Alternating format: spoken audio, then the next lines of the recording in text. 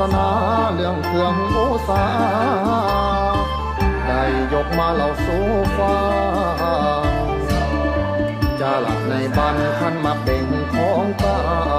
แต่โบราณเขาหลับในผู้เฒ่าพาทำในพิธีกรรมได้นำมาเป็นทองขันมาหักเบ่งคือผ่านบุญใส่ดอกไม้เครื่องบูชาวายหาประกาศทั้งพองมาปูทุกเพียนทองเขาตอกของเครื่องขายพอใบที่ตองแล้วเอามาพันเป็นนิ้ว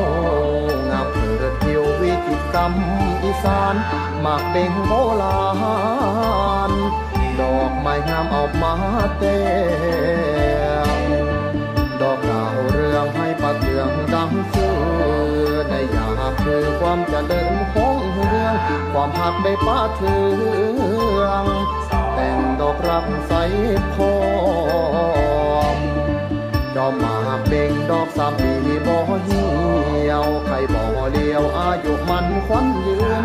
สบายสุวรรณคืนมาเบ่งพร้อมหอมงานใส่เป็นเครื่องสักการะบูชาน้อมศรัทธารัตนาไตยางพุทโธมาตัง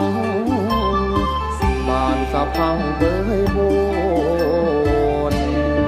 ใส่บูชาวิญญาณบรรพบุรุ